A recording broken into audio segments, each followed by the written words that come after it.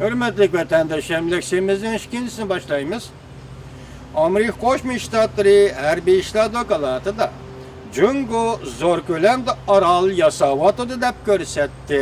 Mavzuliq maqola 5-oyning 9-kuni Amerika ovozining Xitoy Tel programmasida e'lon qilindi. Maqola mundaq boshlandi.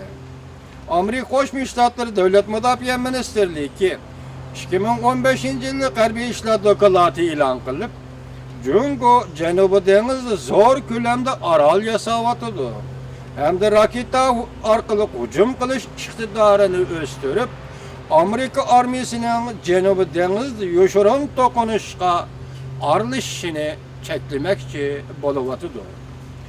Beşburcaklik bina 5-oyning 8-kuni qonun bo'yicha Amerika Qo'shma Shtatlari Davlat Majlisiga topshirilgan harbiy kuch to'g'risidagi doklati e'lon qildi. 100 betlik bu doklatda Jungoning harbiy ishlar strategiyasining o'tgan 1 yillik harbiy kuch taraqqiyotini tafsiliy tasvirlagan.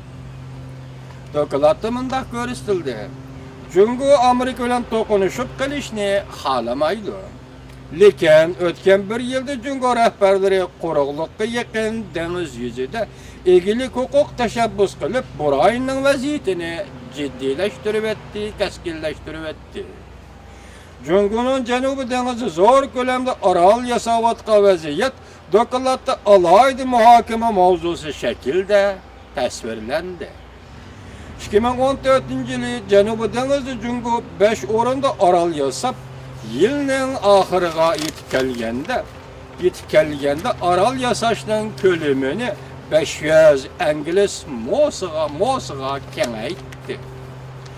Amerika nurg'un gazetlarining xabar qilishiga asoslanganda, bosh burjaklik binoning yuqori darajalik bir nafar amaldori hozirgacha Jungo Janubiy dengizda yasagan orollarning ko'lami 2000 ingliz mosiga yetdi deb ko'rsatdi. Beşburcaklik bina doklatda mundaq ko'rsatdi. Jungo hozir harbiy kuchini oshiryotidi. Bo'lib raketa bilan hujum qilish va mudofaa qilish kuchini oshirib, Amerika armiyasining Janubiy dengiz va Sharqiy dengizda yuz beradigan yoshirin harbiy to'qinishga aralashishini to'smoqchi bo'layotidi, cheklamoqchi bo'layotidi.